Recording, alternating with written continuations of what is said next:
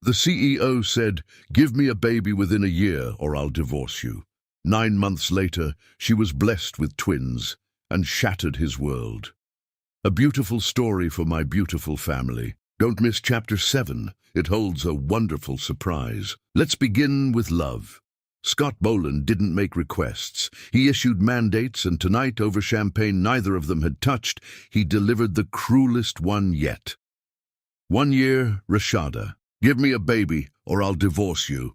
The words hung in the air between them like a death sentence. Outside their penthouse windows, the city sprawled in glittering indifference, but inside, Rashada felt the floor drop away beneath her feet. She gripped the edge of the dining table, her surgeon's hands, hands that had held beating infant hearts, hands that had saved countless lives, now shaking uncontrollably. "Excuse me?" "You heard me perfectly well." Scott's voice carried that infuriating calm, the same tone he used when discussing furniture or vacation plans. "We've been married 5 years. That's more than reasonable. My mother agrees." "Your mother?" The laugh that escaped Rashada's throat was jagged. "Wrong. Of course Colette has opinions about my womb. This isn't about her. This is about us. About legacy. About what a marriage is supposed to produce." He leaned back in his chair, so comfortable in his certainty. "I've given you everything. This home, the freedom to pursue your little surgeries at the hospital, the prestige of my name. All I'm asking is that you fulfill your end of the bargain." "My little surgeries?" Rashada's voice dropped to a whisper. "I'm chief of pediatric surgery. I've published groundbreaking research. Last month I saved a baby everyone else said would die. But that's little to you? It's admirable, truly." He waved his hand dismissively. "But it doesn't continue the Boland bloodline. That requires something more fundamental from you." She stared at this man she'd married during a whirlwind romance when his intensity seemed passionate instead of suffocating. When had his eyes turned this cold? When had she become livestock instead of a wife? "And if I can't?" The question tasted like poison. "What if it doesn't happen in your prescribed timeline?" As Scott reached into his jacket with practiced ease and withdrew a folded document. The paper whispered against the marble table as he slid it toward her. "Then we'll both be free to find more suitable partners. I'm not cruel, Rashada. You'll be compensated generously." Compensated. She touched the papers with one finger, unable to believe what was happening. "You're negotiating my fertility like a merger. I'm being practical. 1 year from tonight. Surely that's achievable for a woman your age?" Something inside Rashada cracked. "Not broke, not yet, but splintered. I need air. We should discuss the details. I need air." She stood so abruptly her chair crashed backward. "I can't breathe in here with you." She fled to the bedroom, her heels clicking against imported marble like a countdown. Behind her she heard Scott pick up his phone, his voice shifting to warm honey. "Tomorrow night?" "I'd enjoy that immensely." "The grand view as usual?" A woman's laugh, bright and cruel, through the speaker. "No, Rashada won't be joining us. She's so dedicated to her hospital work, you understand. Sometimes I think she loves those children, more than she could ever love her own, more." Laughter, intimate, familiar, the laughter of someone who already knew his touch. Rashada pressed her forehead against the bedroom door and felt the last piece of her hope shatter into dust. She wanted to scream, to rage, to storm back out there and demand to know when he'd stopped loving her. But her body had gone numb, frozen in this moment of brutal clarity. 5 years. 5 years of trying to be enough for a man who measured her worth in ovulation cycles and empty cradles. She moved to the bathroom on autopilot and locked the door. From behind the towels in the cabinet, she pulled out the paper bag she'd hidden there this morning. Hope had made her stupid enough to buy another test on the way home from the hospital. Hope had whispered that maybe this month would be different. 3 minutes later, she stared at the single line. Negative. Always negative. Rashada slid down the marble wall until she sat on the cold floor, the test still clutched in her shaking hand. Through the door, she could hear Scott's phone conversation continuing, his voice warm and engaged in ways he never sounded with her anymore. "She's very career-focused, Ingrid. Sometimes I wonder if she even wants children at all. Ingrid. So her replacement already had a name. The test clattered from Rashada's fingers onto the tile. That single condemning line seemed to mock her. You're broken, you're failing, you're not enough. But she wasn't broken. Deep in her core, beneath the pain and humiliation, Rashada knew the truth. For 2 years, she'd been secretly visiting fertility specialists, enduring treatments alone while working impossible hours. 2 years of hormone injections in hospital bathrooms, of calendars marked with cycles and failures, of hope that died monthly like clockwork. She'd never told Scott. How could she? When he'd made it clear that her value depended entirely on her reproductive success. The phone conversation ended. She heard his footsteps approach the bedroom, pause, then retreat to his study. Not the bedroom. Never the bedroom anymore, unless it was the scheduled times when conception was statistically optimal. Even then it was clinical, mechanical, another item on his efficiency list. Rashada pulled herself up using the sink and stared at her reflection. Dr. Rashada Williams Boland, daughter of Bishop Matthias Williams, who'd preached about dignity and grace under pressure. She'd stood in operating rooms and made impossible decisions with steady hands. She'd saved children who everyone said were already dead, but she couldn't save her own marriage from a man who saw her as breeding stock. She unlocked the bathroom door and walked back into the bedroom. Her phone sat on the nightstand, and she picked it up with trembling fingers, scrolled through her contacts until she found her best friend, Dr. Amara Okonkwo. A text from earlier today waited. Happy anniversary, sis. Remember when you two couldn't keep your hands off each other? Treasure these moments. Love you. Treasure these moments. Rashada typed back, need to see you tomorrow, urgent. Then she walked to Scott's study and opened the door without knocking. He looked up from his desk, irritation flashing across his handsome face. I'm working. Rashada, I need to know something. Her voice came out steady now, surgical.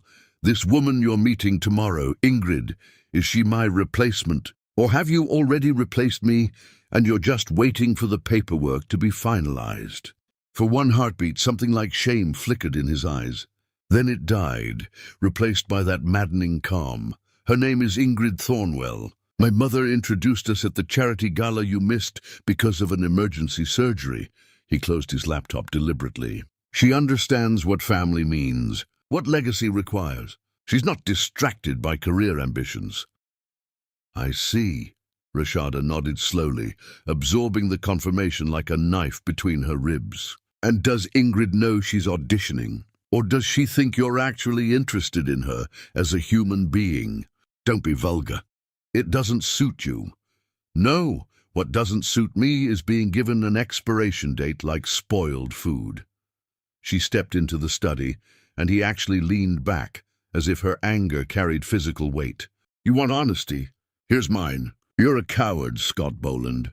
Too weak to end this marriage yourself, so you're making me the villain. Making me fail your impossible test so you can leave with your conscience clean and your reputation intact. That's not what I'm... 1 year? She cut him off savagely. You want your baby in 1 year? Fine, but don't you dare pretend this is about love or family or anything noble. This is about your ego and your mother's poison and your pathetic need for control. She turned to leave, then paused at the doorway. And Scott, Ingrid Thornwell is welcome to you.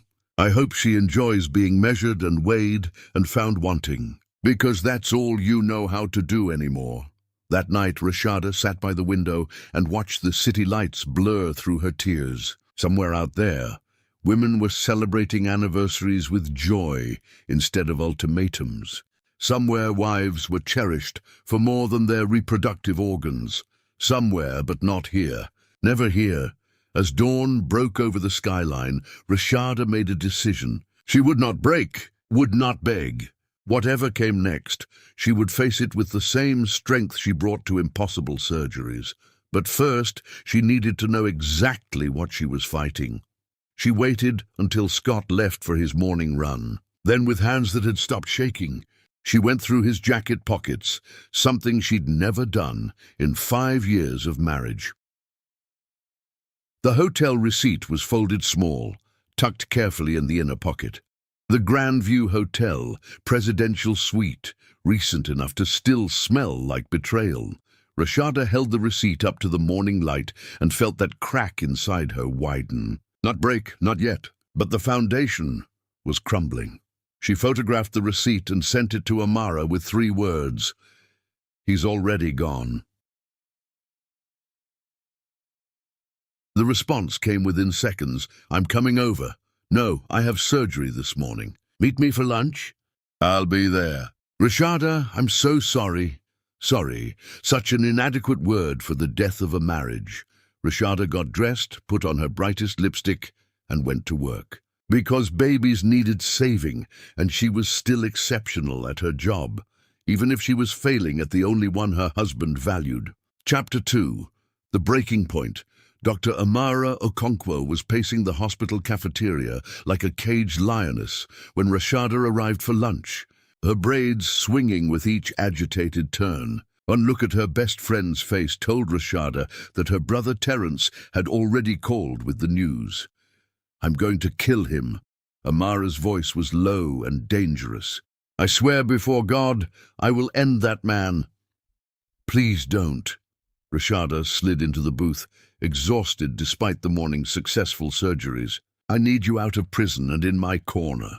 Then I'll ruin him another way. I'll tell everyone at the next hospital fundraiser what he's doing. Let him show his face when the entire medical community knows he gave his wife a breeding deadline while sleeping with another woman." Amara.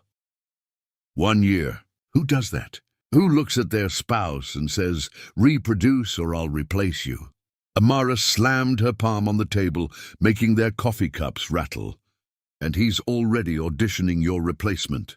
While making these demands, Rashada closed her eyes briefly. The morning's surgery, repairing a hole in a newborn's heart, had required every ounce of her concentration. Now facing the wreckage of her personal life, she felt hollowed out. "I made an appointment," she said quietly, "with a divorce lawyer." "Good. Terence knows the best." "With a fertility specialist, Dr. Eliana Kemp." The silence that fell between them was deafening. Amara sank into the booth across from Rashada, her anger replaced by something worse, pity. "No, Rashada, no. I have to try. I have to know that I did everything possible before I walk away." Rashada wrapped her hands around her coffee cup, seeking warmth that wouldn't come. "Otherwise, I'll always wonder if I gave up too soon." "You're not giving up. He's the one who abandoned this marriage." Amara leaned forward intensely. "You've been secretly seeing specialists for 2 years. 2 years of treatments and shots and hope and disappointment, all while working yourself half to death. What more can you possibly do?" I can try one more time. With the best doctor in the city. With every option available." Rashada's voice was hollow. "And if it doesn't work, then I'll know. I'll have certainty instead of this horrible wondering." Amara studied her for a long moment. "And what about Scott? What about the fact that he's already moved on?" Then he'll miss everything, if there even is anything to miss." Rashada laughed bitterly. "Wouldn't that be something? Finally getting pregnant right as he's walking out the door? The universe has that kind of twisted sense of humor. The universe is cruel, not funny." Amara reached across the table and grabbed Rashada's hands. "Promise me something. Promise that no matter what happens, pregnant or not, you'll leave him. He doesn't deserve you. I promise. One way or another, this ends soon." They sat in silence for a moment, the cafeteria bustling around them with the controlled chaos of hospital life. Rashada envied these people their normal problems, difficult patients, long shifts, budget cuts. Her problems felt apocalyptic in comparison. "When's the appointment?" Amara finally asked. "Tomorrow morning, early. I'm driving you." "You don't have to." "I'm driving you," Amara repeated with steel in her voice. "You're not doing this alone anymore. I don't care what Scott thinks, or what his mother says, or what anyone believes. You're my sister, and I'm not letting you face this by yourself." That evening, Rashada came home to find Scott in the living room, working on his laptop. He looked up when she entered, and something in his expression made her stop. "We need to talk about logistics," he said. "Logistics," she repeated flatly. "For the baby. I've been thinking about the timeline. You'll need to reduce your surgical hours, especially later. We should start interviewing nannies now, so we have someone in place. My mother has excellent recommendations from families she knows." "Stop," Rashada held up her hand. "Just stop talking. I'm trying to be practical. You're trying to plan a life that doesn't exist yet, with a baby that might never come." Her voice cracked. "Do you hear yourself? You're not even asking if I'm okay. If we're okay. You're just jumping straight to nannies and your mother's opinions." Scott closed the laptop slowly. "I thought you'd appreciate having a plan. I'd appreciate having a husband who gives a damn about me as a person." She dropped her purse on the floor. "But that's not what this is it? This was never about me. Just about what I can produce for you." "That's not fair." "Fair?" Rashada laughed bitterly. "You want to discuss fair? Where were you tonight, Scott?" "Really?" His jaw tightened. "I told you. Late meetings." "Liar." She pulled out her phone and showed him the photo someone had sent her, Scott and Ingrid at an intimate table, his hand covering hers, both of them laughing like lovers. "You can't even stop seeing her long enough to pretend you care about this marriage." He stared at the photo, then at her. No denial, no apology. Just that infuriating calm that made her want to scream. "Ingrid understands certain realities about life that you refuse to accept." "Like what?" "That women are interchangeable as long as they fulfill their biological duties. Like that marriage is about more than romantic feelings. It's about family, legacy, building something that lasts beyond ourselves." He stood, and she saw the coldness in his eyes fully now. "I've given you every opportunity to be part of that vision. If you can't or won't, then yes, I've been exploring other options." "Other options?" The words tasted like ash in her mouth. "I'm your wife, Scott, not a business strategy. Then act like my wife. Give me what a wife is supposed to give."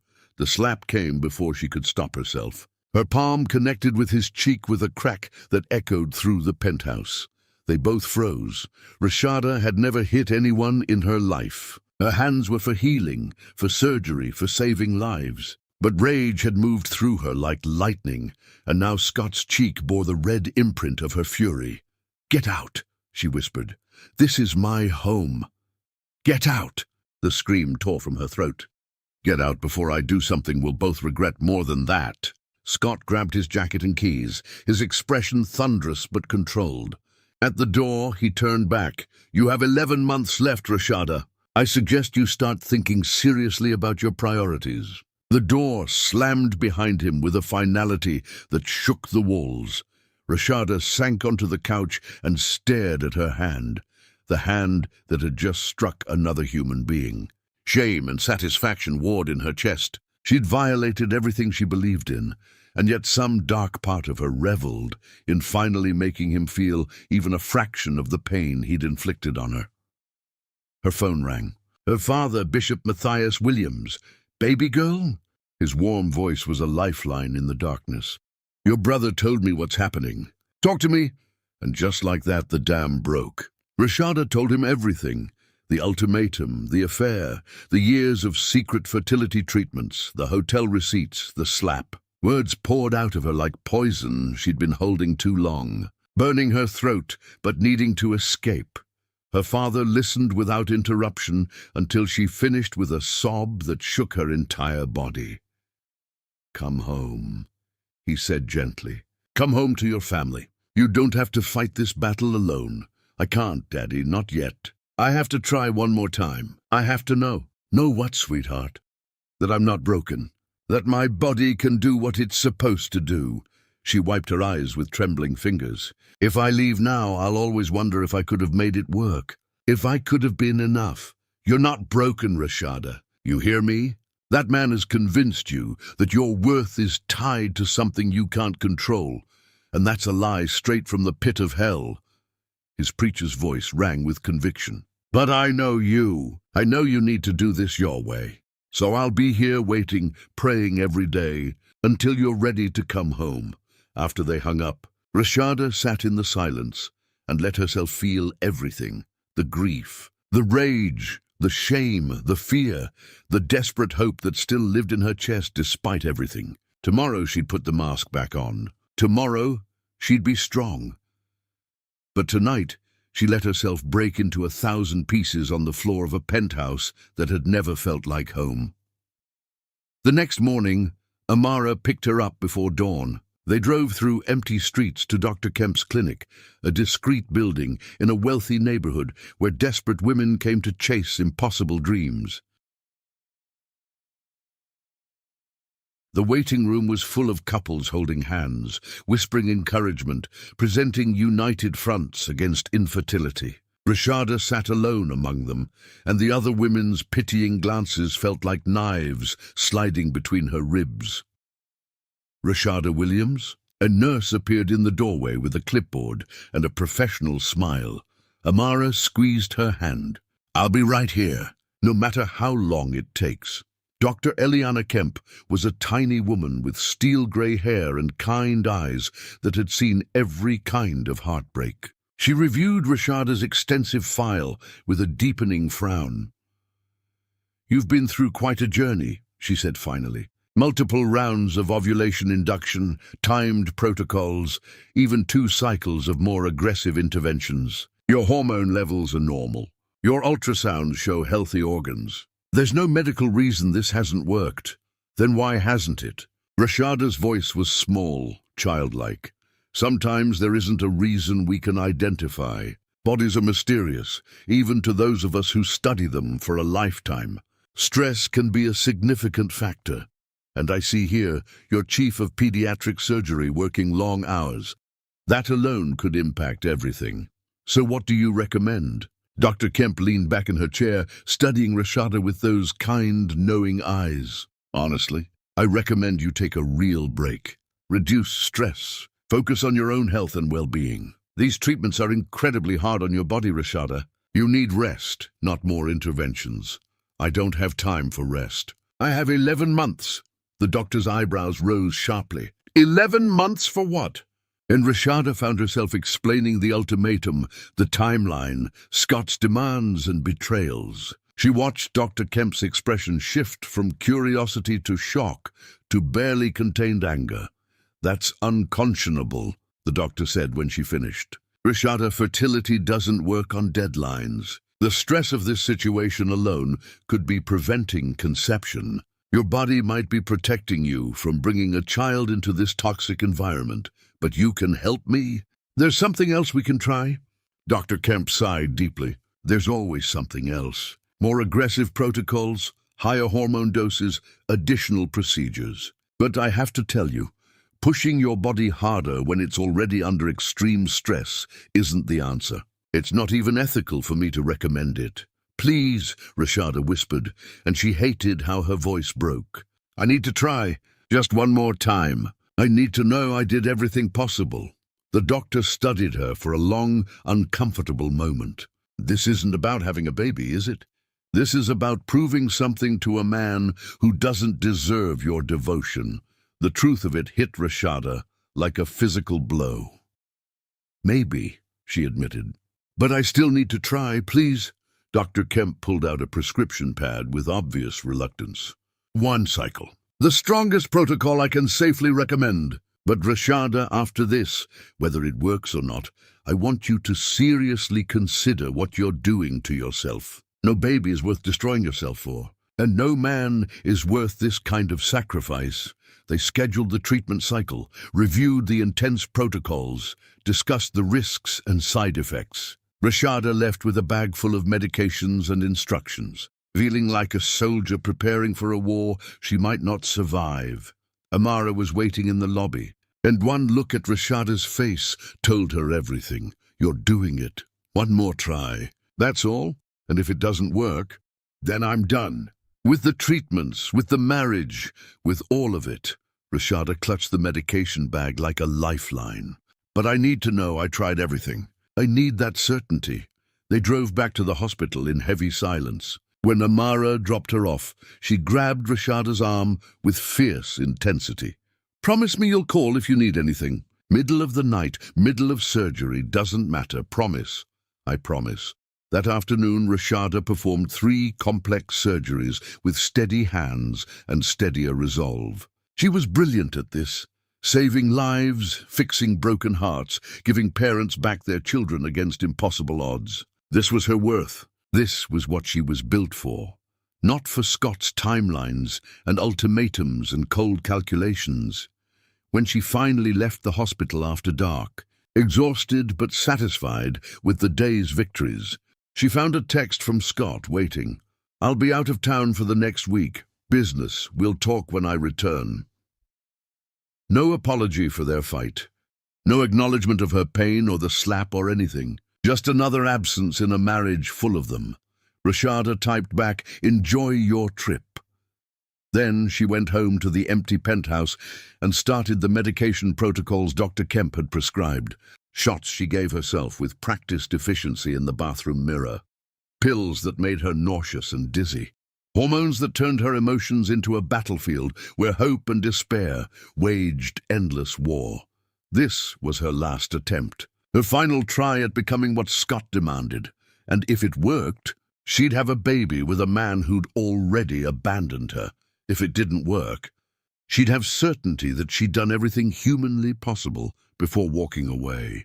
Either way, the marriage was already dead and rotting. She just didn't know which outcome would hurt more. Chapter 3. Twin Daggers.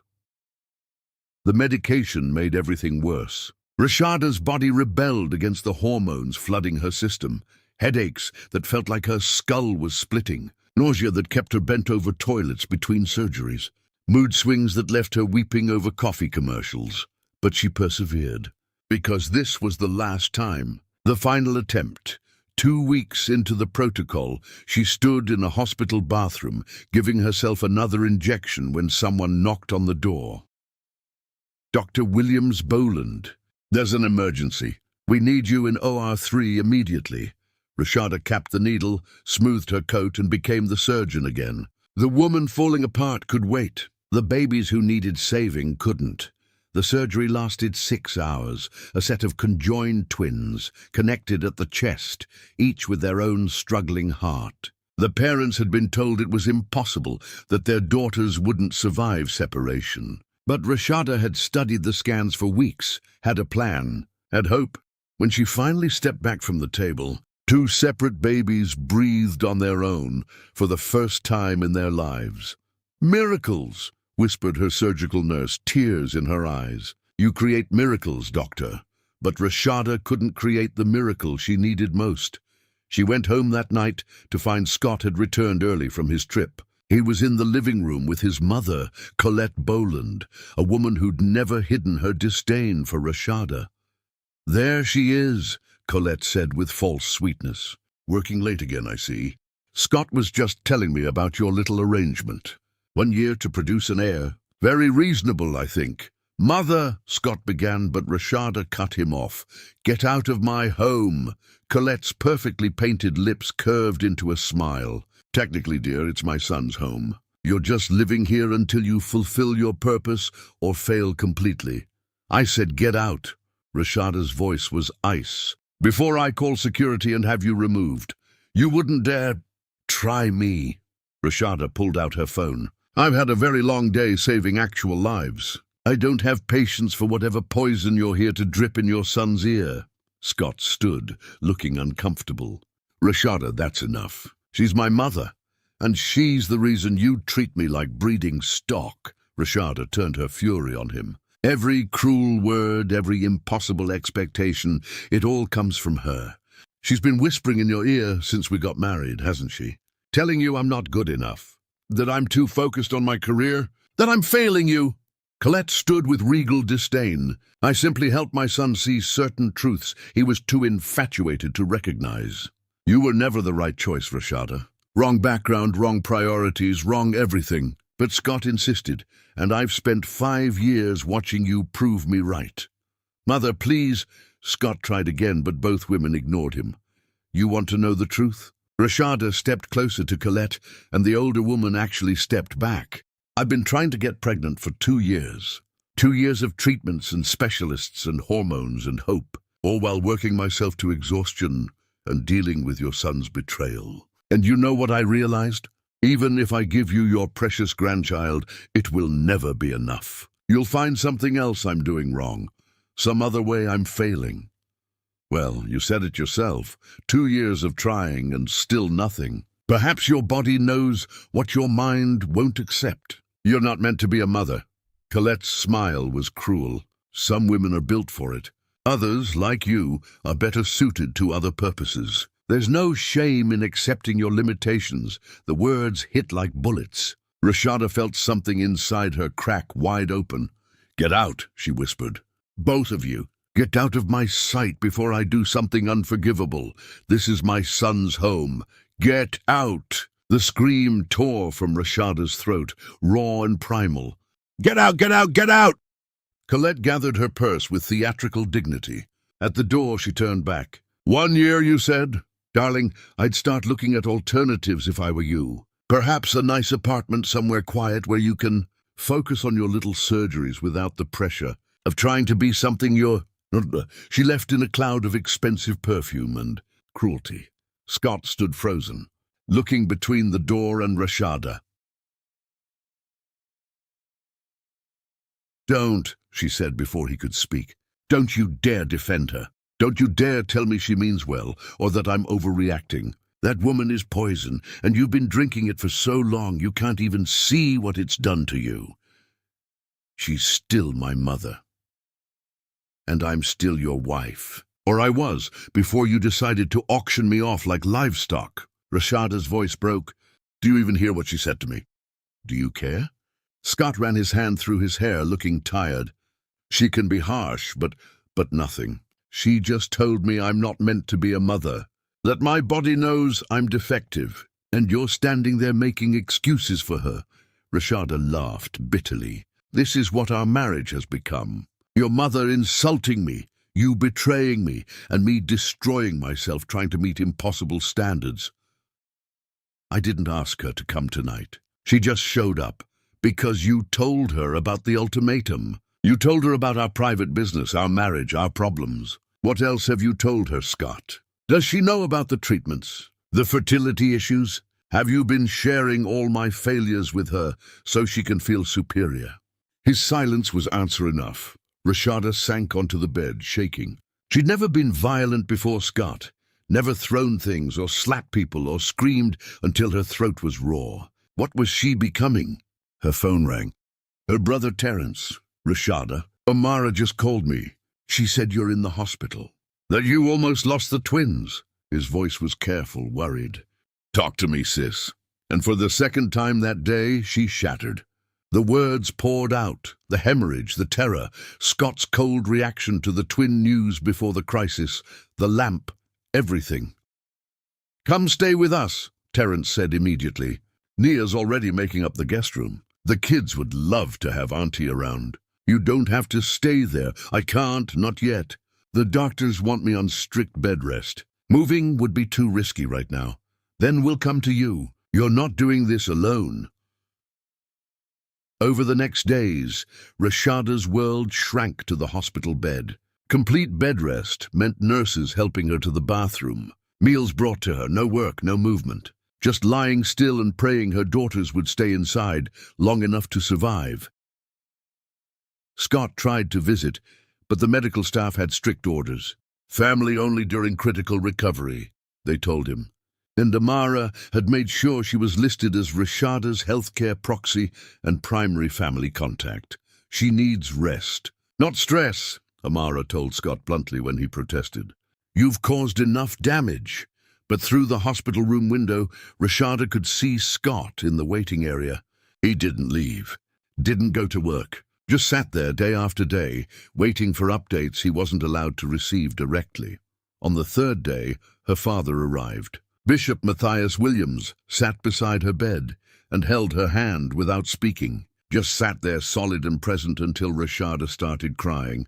I'm so scared, Daddy. I know, baby girl. But you're strong. Those little fighters are strong too. William's women don't give up easy. What if I lose them? What if all of this was for nothing? Then you'll survive that too. You'll grieve and heal and keep living. But we're not there yet. Right now we're here, and they're here, and that's what matters. Dr. Kemp finally allowed Rashada to go home after a week, but the restrictions were brutal. Complete bed rest. No stairs, no work. No stress. Someone had to be with her at all times in case of emergency. Your surgical career will have to wait, Dr. Kemp said bluntly. These babies need you to survive to viability first. After that, we'll reassess. But right now, Rashada, your only job is to lie still and let them grow. Scott hired a nurse to stay with her during the day, an older woman named Keisha Albright, who'd worked in obstetrics for decades and took no nonsense from anyone. I've seen women carrying quintuplets have easier pregnancies than you, Keisha said on her first day, reviewing Rashada's chart. You're going to listen to every word I say, or I'll tie you to this bed myself. Understood? Understood. The days blurred together. Rashada lay in bed and felt her surgical skills atrophy, felt her career slip away, felt her identity shrink until she was just a vessel for two stubborn lives. Meanwhile, Scott's world was crumbling in ways he couldn't control. One evening, he came home looking devastated. Theodore Ainsworth pulled his investment today, he said quietly, standing in the bedroom doorway. Keisha had allowed him a brief visit. He said he doesn't do business with men who dishonor their wives. Good, Rashada said from her bed of pillows. The contract was worth millions, and I lost it because, he looked at her finally, because word got out about the ultimatum, about how I've treated you.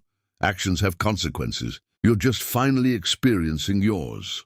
More contracts fell through over the following weeks. Business partners distanced themselves. The scandal of how he'd treated his pregnant wife was spreading through their social circles like wildfire.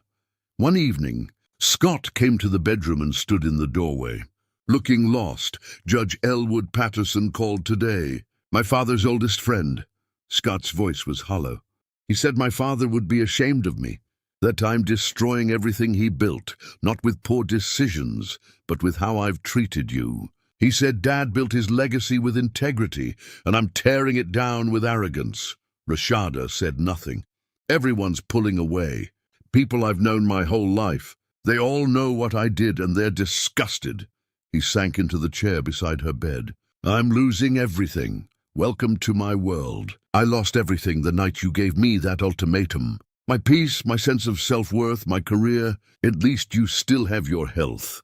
Rashada, I'm tired, Scott. I'm tired of your epiphanies. I'm tired of watching you realize what you've done like it's some great surprise. You made choices. Now you live with them. That night, Colette called. Rashada heard Scott's conversation from the bedroom. No, Mother, you're not welcome here until you apologize. I don't care if... A pause. She's my wife and the mother of my children.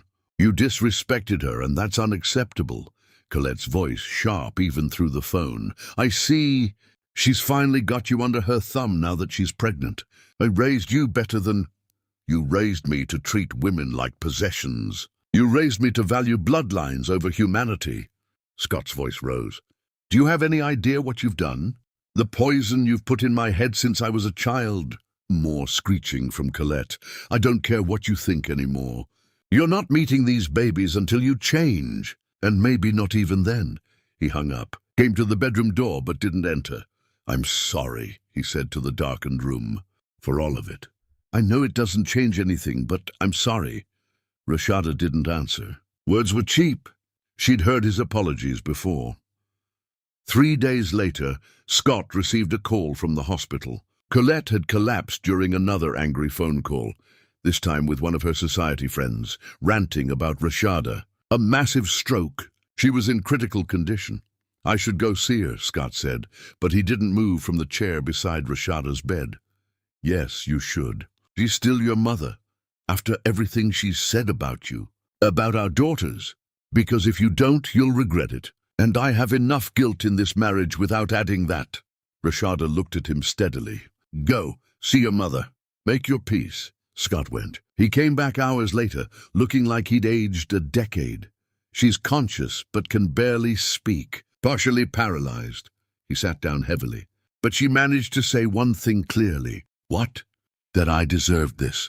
All of it. That my father gave her the same ultimatum when they were young. Have a baby in 1 year or he'd divorce her. His voice was hollow. She never wanted children. Dad demanded an heir or threatened to leave. So she had me. And she resented every moment of being my mother. Rashada felt ice slide down her spine. Scott, she said she made me into her. Cold and calculating and unable to love properly. She said it was her greatest revenge against my father, turning his precious son into the same monster that ruined her life. Tears streamed down his face. I'm the product of the same ultimatum I gave you, and she hated me for it every day of my life. That's why she's been so cruel to you. She saw herself in you and wanted you to suffer like she did. That's why you gave me the deadline. You were just repeating what you knew. I didn't even realize I was doing it. I thought I was being strong, being a man, building a legacy. He looked at his hands. I was just perpetuating a curse. They sat in silence for a long time. Your mother is wrong about one thing, Rashada finally said. These babies won't be resented. I'm furious at how they came to be, furious at this whole situation. But them, I already love them. I'm fighting to keep them alive, even though it's destroying me. That's the difference between me and Colette. You're a better person than both of us. No, I'm just a better parent than she was, which isn't saying much. Colette died 2 days later without regaining consciousness. The funeral was small, attended mostly by people who felt obligated. Scott stood by the grave looking lost, and Rashada watched from the car where Keisha had insisted she stay. She did this to herself, Keisha said, watching through the window. Spent her whole life bitter and angry, and it killed her in the end. Don't you go the same way? I'm trying not to. You love those babies growing in you. Yes, more than anything. Then that's all that matters. Everything else is noise. That evening, Scott came to the bedroom with something in his hand. I found this in my mother's things. A letter my father wrote her before he died. He held it out.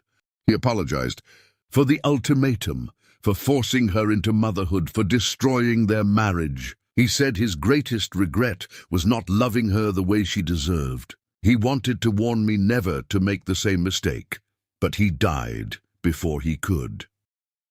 Rashada took the letter, read the faded handwriting. An apology decades too late. He tried to fix it at the end, Scott continued. But the damage was already done, and I've done the exact same thing to you.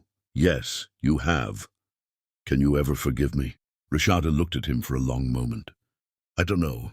Ask me again when our daughters are born safely. When I'm not terrified every moment that I'll lose them. When I can think about something other than survival.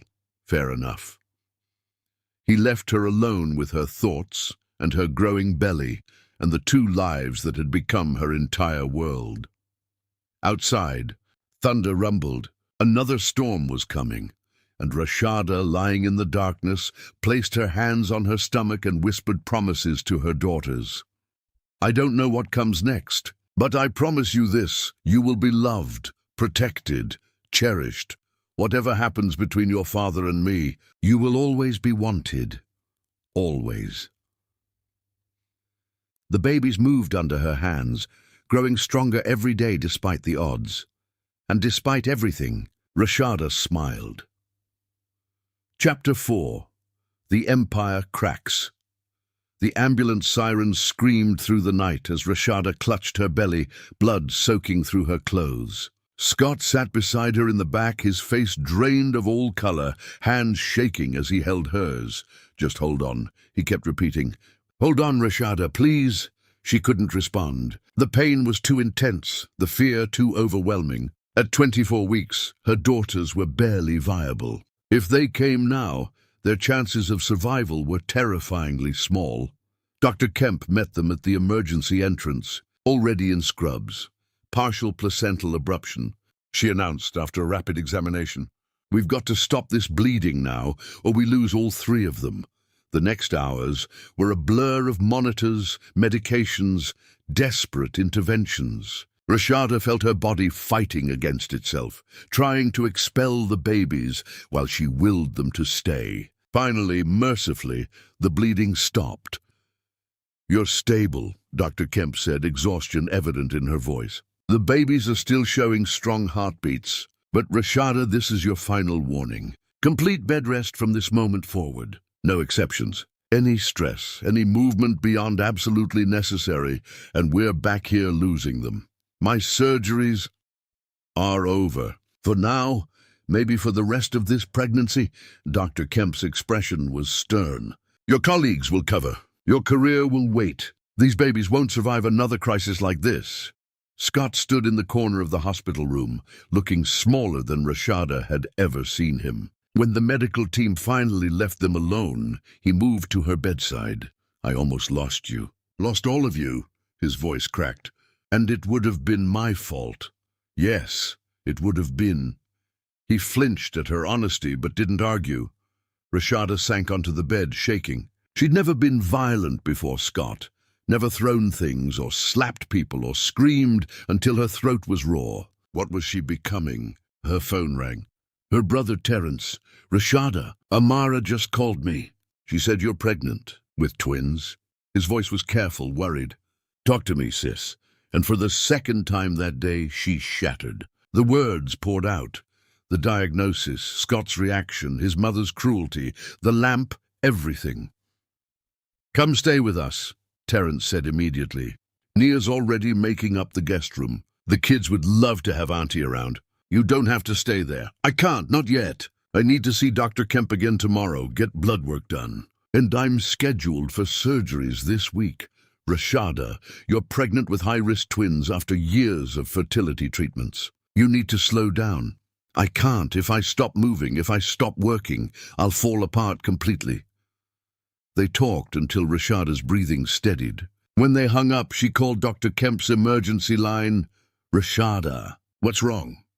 "I'm spotting. Just a little, but I'm spotting. Get to the emergency room now." "I'll meet you there." Terror, like she'd never known, gripped Rashada's chest. She grabbed her keys with shaking hands and headed for the door. Scott appeared from his study. "Where are you going?" "A hospital." "I'm spotting." His face went pale. "I'll drive you." "No, I'm driving you." His voice held an edge she'd never heard before. "Don't argue. Let's go." The drive was silent, except for Rashada's ragged breathing. She kept her hand pressed to her stomach, whispering desperate prayers. "Please don't take them. Please, I just found them." Dr. Kemp met them in the emergency room, and Scott was relegated to the waiting area while they examined Rashada. The ultrasound showed both heartbeats still strong, but there was a small area of concern, the beginning of what could become a serious complication. "Your blood pressure is dangerously high," Dr. Kemp said gravely. "Rashada, stress can cause this. You need complete rest. No work, no arguments, no stress at all, or we could lose them both. I have surgeries scheduled. Cancel them. Your colleagues can cover. These babies need you to prioritize them right now, or they won't survive." The words hit like a hammer. Rashada had spent her entire adult life saving babies, and now she was the one whose babies needed saving. How long? "Bed rest. Starting immediately. Possibly for the entire pregnancy. That's months. I can't. My career, your career will be there. These babies won't be if you don't take this seriously." Dr. Kemp's expression softened. "I know this is hard. I know you've worked your whole life to get where you are. But right now, they need you more than any patient does."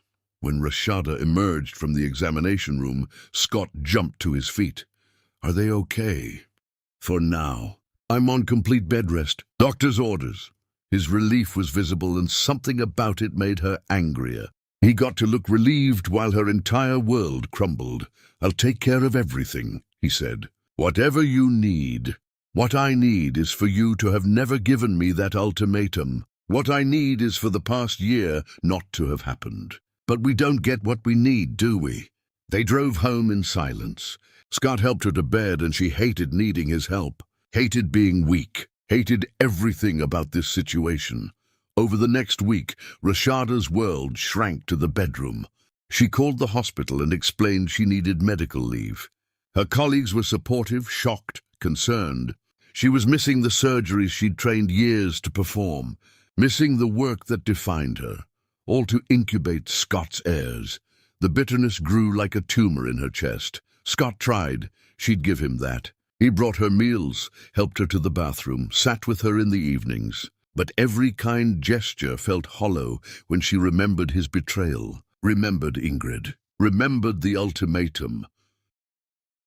"I want you to know," he said one evening, sitting in the chair beside the bed, "I told my mother about the twins, and I told her she's not welcome here anymore unless she apologizes to you and changes her behavior."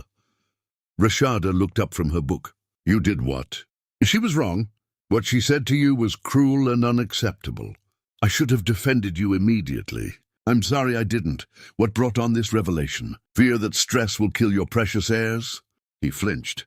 "That's not fair, isn't it? You're only being decent now because I'm finally doing what you demanded. Producing children. If I wasn't pregnant, would you have stood up to your mother?" His silence was damning. "That's what I thought." Rashada returned to her book. "Thank you for the gesture. But it's too little, too late." The weeks crawled by. Rashada's world became ultrasounds and blood pressure checks and counting heartbeats. The twins were growing, strong and determined. But the pregnancy was taking its toll. One evening, Scott came home looking shaken. "What?"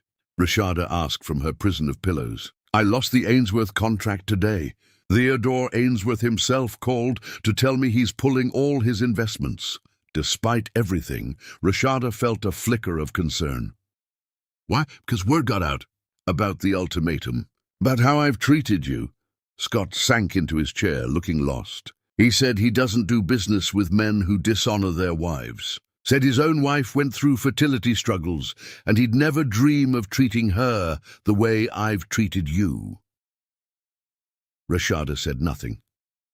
"That contract was worth millions. And I lost it because," he looked at her finally, "because I've been a monster to you. You're just realizing this now." "I've been realizing it gradually.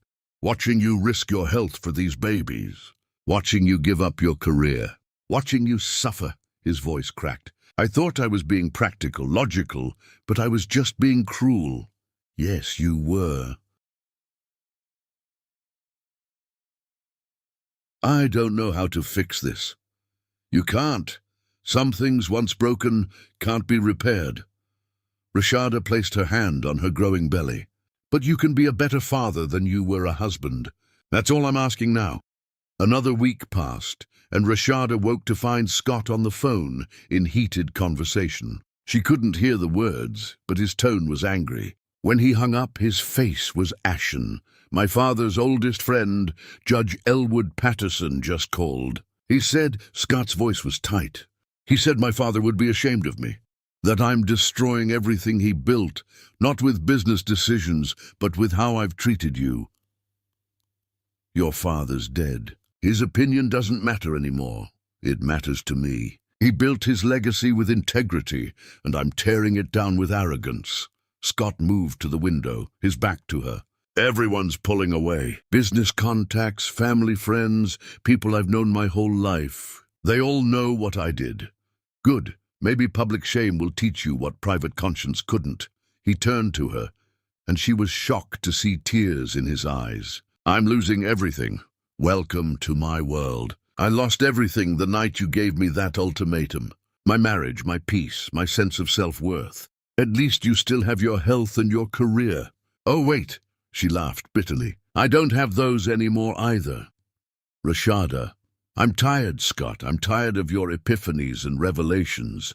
I'm tired of watching you realize what you've done like it's some great surprise. You made choices. Now you live with them." That night Colette called. Rashada heard Scott's conversation from the bedroom. "No, Mother, you're not welcome here until you apologize. I don't care if—" A pause. "She's my wife and the mother of my children. You disrespected her, and that's unacceptable." Colette's voice sharp even through the phone. "I see. She's finally got you under her thumb now that she's pregnant. I raised you better than you raised me to treat women like possessions." You raised me to value bloodlines over humanity. Scott's voice rose. Do you have any idea what you've done? The poison you've put in my head since I was a child? More screeching from Colette. I don't care. You're not meeting these babies until you change, and maybe not even then. He hung up, came to the bedroom door but didn't enter. I'm sorry, he said to the darkened room. For all of it. I know it doesn't change anything, but I'm sorry. Rashada didn't answer. Words were cheap. She'd heard his apologies before, but later that night, when she woke to stabbing pain in her abdomen, it was Scott's name, she screamed. He burst through the door, saw the blood on the sheets, and his face went white. I'm calling an ambulance. Hold on, Rashada. Just hold on. As the paramedics loaded her onto a stretcher, Rashada gripped Scott's hand with desperate strength. Save them, she gasped. Whatever it takes, save my babies. I will, he promised. I swear I will. But some promises, like some marriages, were made to be broken. Chapter 5. The Unraveling. The emergency room erupted into controlled chaos around Rashada.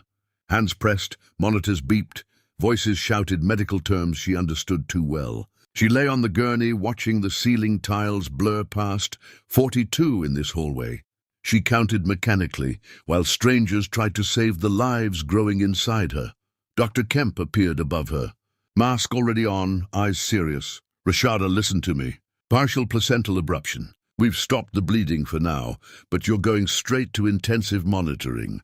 The babies are still showing heartbeats, but this is critical. How critical? Rashada's voice was barely a whisper. One wrong move and we lose them both. Maybe lose you too. Dr. Kemp gripped her hand.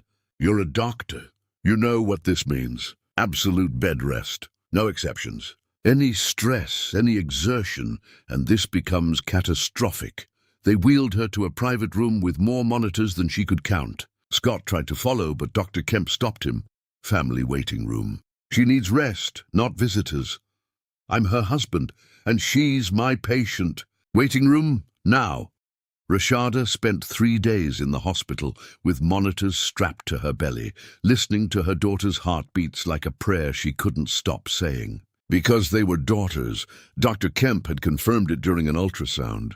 Twin girls, fighting for life at barely 12 weeks. Amara visited daily, sitting beside the bed and reading aloud from novels to fill the terrifying silence. Terence came with his wife Nia and their children, bringing normalcy and laughter that felt like medicine. Her father, Bishop Matthias Williams, arrived on the 3rd day and sat in the chair beside her bed without speaking. Just sat there, solid and present, until Rashada started crying. I'm so scared, Daddy. I know, baby girl, but you're strong. Those little fighters are strong too. Williams' women don't give up easy. What if I lose them? What if all of this was for nothing? Then you'll survive that too. You'll grieve and heal and keep living. But we're not there yet. Right now, we're here, and they're here, and that's what matters. When Dr. Kemp finally allowed her to go home, the restrictions were brutal. Complete bed rest. No stairs, no work, no stress. Someone had to be with her at all times in case of emergency. Your career will have to wait, Dr. Kemp said bluntly. These babies need you to survive to viability first. After that, we'll reassess. But right now, Rashada, your job is to lie still and let them grow. Scott hired a nurse to stay with her during the day. An older woman named Keisha Albright, who'd worked in obstetrics for decades and took no nonsense from anyone. I've seen women carrying quintuplets have easier pregnancies than you, Keisha said on her first day, reviewing Rashada's chart. You're going to listen to every word I say, or I'll tie you to this bed myself. Understood? Understood. The days blurred together. Rashada lay in bed and felt her surgical skills atrophy, felt her career slip away, felt her identity as Dr. Rashada Williams shrink until she was just a vessel for 2 stubborn lives. Scott tried to be present, but his world was crumbling too. More contracts fell through. Business partners distanced themselves. The scandal of how he'd treated his wife was spreading through their social circles like wildfire. One evening, he came home looking devastated. Ingrid's pregnant. Rashada's blood ran cold. What? She claims it's mine. She's threatening to go public unless I pay her off. Is it yours? I don't know. Maybe. We were together a few times before I ended things. He sank into the chair beside her bed. She's demanding money to stay quiet. Give it to her. What? Pay her off. Make her go away. I don't care about the money and I don't need this stress. Rashada's hand went to her belly protectively. My daughters don't need it either. Scott agreed, and a week later the scandal exploded anyway. Ingrid went to the press, claiming she was pregnant with Scott Boland's child while he was forcing his wife to breed on a deadline. Except she wasn't pregnant. The whole thing had been an elaborate scam. She'd faked the pregnancy test, fabricated ultrasound images, planned the whole thing with a rival company to destroy Scott's reputation. The revelation should have brought relief. Instead, it brought tabloid photographers to their building, reporters calling at all hours, Scott's name dragged through mud he'd partly earned. "I'm ruined," Scott said one night, sitting in the darkened bedroom. "My reputation, my business, everything. You ruined yourself," Rashada said quietly. "This is just the consequence catching up. You don't sound sorry." "I'm not. You made choices, Scott. You hurt me, humiliated me, treated me like property. Did you think there wouldn't be consequences?" I thought, his voice broke. I thought I was being practical, building something lasting. I thought that's what men did. Men love their wives. Men cherish and protect. Whatever you thought you were doing, it wasn't that. He was quiet for a long moment. My mother called today. What did she want? To tell me this is all your fault. That you've brought shame on the Boland name. That I should divorce you immediately and cut my losses. Rashada waited, her heart heavy. I told her to never contact me again. She looked at him in shock. What? I told her she was poison. That she'd poisoned my father's life and then poisoned mine. That she made me into a man I'm ashamed to be. Scott's hands shook. She had a stroke. Right there on the phone. Just collapsed.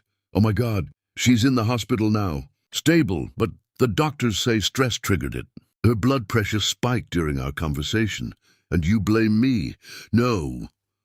Scott looked at her finally. I blame myself for letting her control me for so long. For letting her hatred of you become my cruelty to you. For everything. She's still your mother, Scott. You should go see her. Why? So she can tell me again how I've failed. How you're the wrong woman. How I should leave you and the babies. Because she's dying, maybe. Because you'll regret it if you don't. And I have enough guilt in this marriage without adding that. Scott went to see Colette the next day. He came back 3 hours later, looking like he'd aged years. She's conscious, partially paralyzed, can barely speak. He sat down heavily. But she managed to say one thing clearly. What? That I deserved this, all of it. That she gave me the same ultimatum my father gave her when they were young. His voice was hollow. She never wanted children. My father demanded an heir or threatened divorce. So she had me. And she resented every moment of being my mother. Rashada felt ice slide down her spine. Scott. She said she made me into her. Cold and calculating and unable to love properly. She said it was her greatest revenge against my father, turning his precious son into the same monster that ruined her life. Tears streamed down Scott's face. I'm the product of the same ultimatum I gave you, and she hated me for it every day of my life. That's why you gave me the deadline. You were just repeating what you knew. I didn't know I was doing it. I thought I was being strong, being a man, building a legacy. He looked at his hands. I was just perpetuating a curse. They sat in silence for a long time. Your mother is wrong about one thing, Rashada finally said. These babies won't be resented. I'm furious at how they came to be, furious at this whole situation. But them, I already love them. I'm fighting to keep them alive, even though it's destroying me. That's the difference. You're a better person than I am. No, I'm just a better parent than Colette, which isn't saying much. Colette died 3 days later. The funeral was small, attended mostly by people who felt obligated. Scott stood by the grave looking lost, and Rashada watched from the car where Keisha had insisted she stay. "She did this to herself," Keisha said, watching through the window. "Spent her whole life bitter and angry, and it killed her in the end. Don't you go the same way. I'm trying not to. You love those babies growing in you. Yes, then that's all that matters. Everything else is noise." That evening, Scott came to the bedroom and stood in the doorway. "I need to tell you something." "What now?" "My father's old partner, Judge Elwood Patterson, visited me today. He said my father confessed something to him before he died." Scott's voice shook. "My father regretted giving my mother that ultimatum, regretted forcing her into motherhood. He said it destroyed their marriage and made my childhood a nightmare. He wanted to warn me never to make the same mistake, but he never did warn you. He died before he got the chance, and I made the exact same mistake anyway." Scott moved closer. "Rashada, I'm so sorry. I'm sorry for the ultimatum, for the betrayal, for treating you like you were disposable. I'm sorry for all of it. Sorry doesn't fix this, I know, but it's all I have." He knelt beside the bed, and she'd never seen him so broken. "I'm losing everything, my business, my reputation, my mother. The only thing I have left are these babies, and you, and I don't deserve any of it. No, you don't. Can you ever forgive me?" Rashada looked at him for a long moment. "I don't know. Ask me again when our daughters are born safely, when I'm not terrified every moment that I'll lose them, when I can think about something other than survival." Fair enough. He left her alone with her thoughts and her growing belly and the two lives that had become her entire world. Outside, thunder rumbled. A storm was coming, and Rashada, lying in the darkness, placed her hands on her stomach and whispered promises to her daughters. "I don't know what comes next, but I promise you this: you will be loved, protected, cherished. Whatever happens between your father and me, you will always be wanted." The babies moved under her hands, the first time she'd felt them kick, and despite everything, Rashada smiled. Chapter 6, The Precipice. The storm hit at midnight. Lightning split the sky, and thunder shook the penthouse windows, while Rashada lay in bed trying to breathe through contractions that weren't supposed to be happening yet. "Keisha!" Her scream cut through the storm's roar. The nurse appeared instantly, took one look at Rashada's face, and started moving with practiced efficiency. "How far apart?" 5 minutes. Maybe less. "It hurts, Keisha, it hurts so much, and it's too early. They're only 32 weeks, it's too early." "Hush now. Let me check." Keisha's examination was quick and thorough. Her expression darkened. "We're calling an ambulance. You're in active labor. No, this can't be happening." "Scott!" Keisha's voice boomed through the penthouse. "Get in here now!" He burst through the door in pajamas, hair wild. "What's wrong?" "She's in labor. Real labor. Twins at 32 weeks means emergency C-section. Call an ambulance now." Scott grabbed his phone with shaking hands, while Keisha tried to keep Rashada calm. "Listen to me, honey. Those babies are fighters. They've made it this far. They'll make it through this. But you need to stay calm. Breathe with me." But Rashada couldn't breathe, couldn't think, couldn't do anything but feel her body betraying her daughters. "I'm sorry," she sobbed. "I'm so sorry. I tried to keep you safe. I tried." "You did everything right. Sometimes babies just decide to come early. Stubborn little things." Keisha wiped Rashada's face with a cool cloth. "Just like their mama." The ambulance ride was a blur of sirens and pain, and Scott's white face hovering above her. "They're going to be okay," he kept saying. "They have to be okay." Dr. Kemp met them at the hospital, already in scrubs. But when she saw Scott following the gurney, her expression hardened. "Family waiting room. I'm her husband, and she's my patient in crisis. You've caused enough stress." "Waiting room." Dr. Kemp turned to Amara, who'd appeared from nowhere. "You have her medical proxy?" "I do." "Good, you can come. Him?" "No." Scott looked gutted, but Amara's expression was fierce. "You heard the doctor." "Waiting room." They wheeled Rashada away, and she caught a glimpse of Scott standing alone in the hallway, looking small and lost. Good. Some dark part of her thought. Let him feel helpless like I've felt for months. The operating room was cold and bright and terrifying. Rashada's medical knowledge became a curse as she understood every complication, every risk, every way this could go catastrophically wrong. "Talk to me," Dr. Kemp said as they prepped her for surgery. "What are you feeling?" "Terrified. What if they can't breathe on their own? What if their lungs aren't developed enough? What if they're strong like their mother? What if they're fighters?" Dr. Kemp's eyes were kind above her mask. "You've saved countless babies, Rashada. Now let us save yours." The anesthesia made everything fuzzy. Rashada felt pulling and pressure but no pain. Heard the medical team communicating in that calm, coded language she knew too well. Then a cry. Thin and reedy, but there. "Baby A is out," someone announced. "Female, 3 pounds 2 ounces, Apgar 7. 7, not perfect but alive. Breathing. Another minute of pulling." Another cry, even weaker. "Baby B, female, 2 pounds 15 ounces, Apgar 6. 2 daughters." 2 tiny lives pulled from her body and whisked away to the NICU before she could even see them. "Are they okay?" Rashada tried to sit up, but hands pressed her down. "They're being assessed. You'll see them soon. Right now, we need to focus on you." But focusing on herself felt impossible when her babies were somewhere else, fighting battles she couldn't fight for them.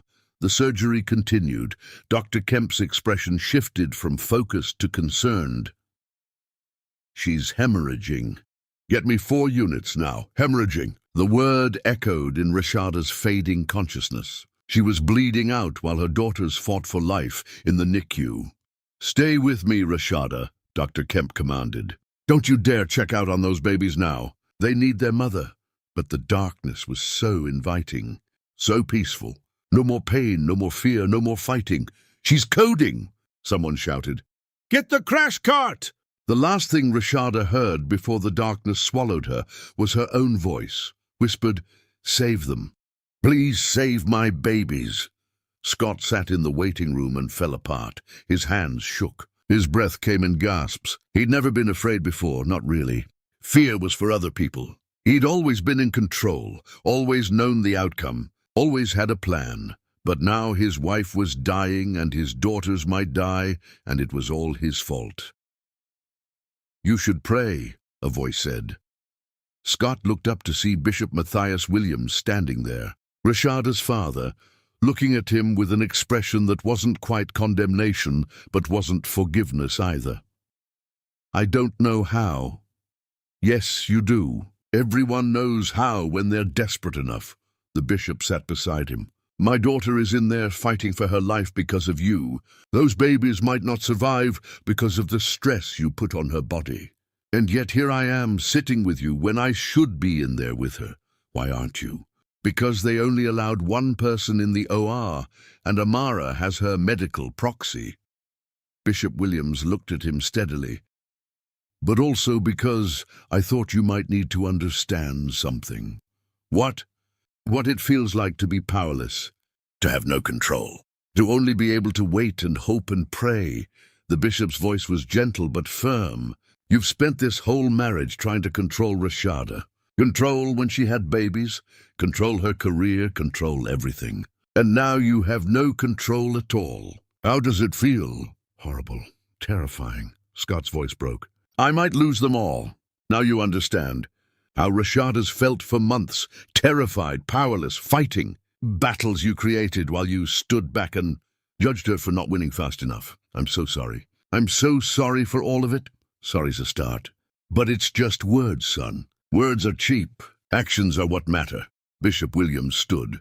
"I'm going to the chapel to pray for my daughter and my granddaughters. You can come with me or sit here alone.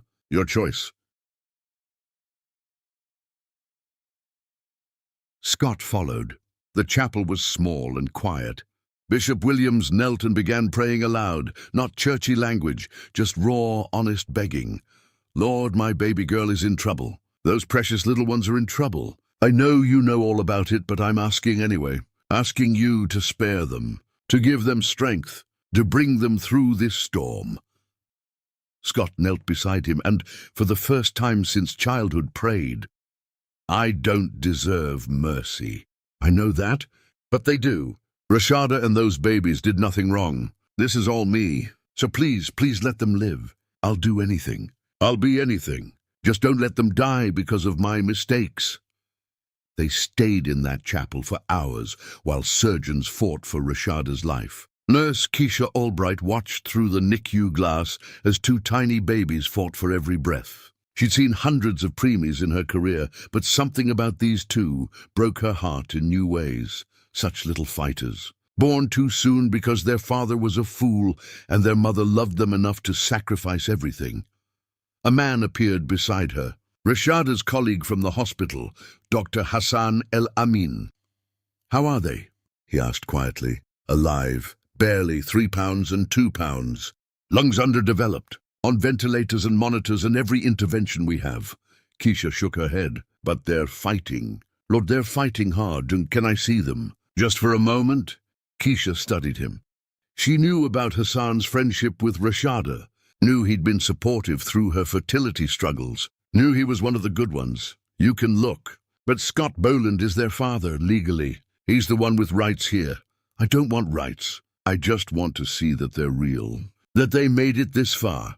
She let him approach the incubators. He stood there staring at those impossibly small babies, and Keisha saw tears stream down his face.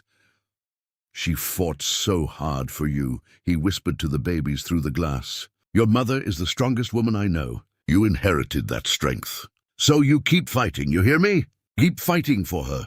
Scott appeared in the hallway then, followed by Bishop Williams. He saw Hassan standing by his daughters, and something dark flashed across his face. What are you doing here? Checking on colleagues, on friends. Hassan didn't back down. Rashada's been through hell. I wanted to make sure her babies were okay. My babies?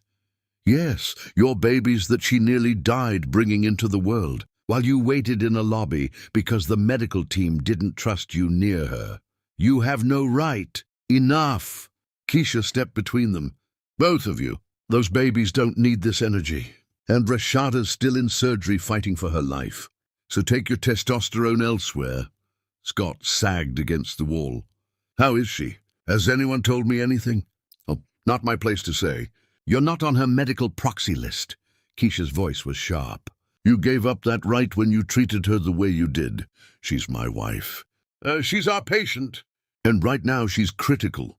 The words hit Scott like a physical blow. He slid down the wall until he was sitting on the floor, and Keisha watched him crumble. She'd seen a lot in her years as a nurse. Seen families torn apart and remade. Seen love and hate and everything in between. But watching Scott Boland finally understand what he'd done, that was something new. 6 hours after entering the OR, Rashada woke up to beeping monitors and blinding pain. Easy? Amara's voice came from beside her. Don't try to move. You're in recovery. My babies, alive, both alive. In the NICU, on ventilators, but alive. Zora and Amina. I didn't name them, I did. Zora means dawn, and Amina means trustworthy. They came at dawn, and I trust they're going to make it. Amara gripped her hand. You scared me, Rashada. You coded twice. We almost lost you. But I'm here. Yeah, you're here. And you have 2 daughters who need you to get stronger. I want to see them. Soon. You need to stabilize first. But Rashada, Amara's voice broke. They're so small, so fragile. The doctors say the next 72 hours are critical. I need to see them now. You can barely sit up. I don't care. Those are my babies. I need to see my babies. It took another 3 hours and a lot of arguing, but finally they wheeled Rashada's bed to the NICU. She pressed her face to the incubator glass and stared at her daughters. So tiny, so impossibly tiny. Covered in wires and tubes, their little chests rising and falling with mechanical precision. Zora, she whispered, touching the glass of the first incubator. Amina, I'm here, babies. Mama's here. The nurse on duty, Keisha, came over with a gentle expression. Want to hold them? Can I? Skin-to-skin contact is good for preemies. We'll have to be very careful, but yes. They lifted Zora first, and Rashada felt her daughter's tiny weight against her chest. No bigger than a doll. So fragile she seemed made of glass and hope. "Hi, sweet girl," Rashada whispered, tears streaming down her face. "I'm your mama. I love you so much. You keep fighting, okay? You're a fighter like me." Then Amina, even tinier, even more fragile. Both her daughters against her chest, breathing with her breath, living despite impossible odds. Scott appeared in the doorway but didn't approach. Just stood there watching his family through the glass. Keisha went to him. "Those babies have been fighting since conception," she said quietly. "Where were you? They don't know your voice, don't know your touch. You're a stranger to your own children." The words destroyed him. Keisha watched him sink into a chair and finally, let himself feel the full weight of what he'd done. Good, she thought. About time. Chapter 7, The Reckoning. The NICU became Rashada's world. She practically lived in that sterile room, watching monitors, counting breaths, willing her daughters to survive. The doctors had moved her to a room in the hospital, refusing to discharge her while she was still recovering, and the babies were critical. Zora and Amina spent 6 weeks fighting for every breath. 6 weeks of crises and victories and setbacks that aged Rashada years. Scott was allowed supervised visits. Amara's rules and the hospital staff enforced them rigidly. He could see his daughters for 10 minutes at a time, never alone, never without oversight. "Because they're your daughters too. I won't keep them from you, no matter how much I want to." Rashada was holding Zora against her chest, skin to skin. "But I also won't forget what you did. How you got us here." He tried everything to make amends. Flowers appeared daily, she gave them to the nurses. Expensive gifts, she donated them to the hospital charity. Apology letters, she burned them unread. This new Rashada was harder, sharper, protective in ways that bordered on feral. Meanwhile, Scott's world continued crumbling. His business was in ruins, forcing him to sell controlling interest just to keep it afloat. His reputation was demolished. Everyone knew what he'd done, and the court of public opinion had convicted him.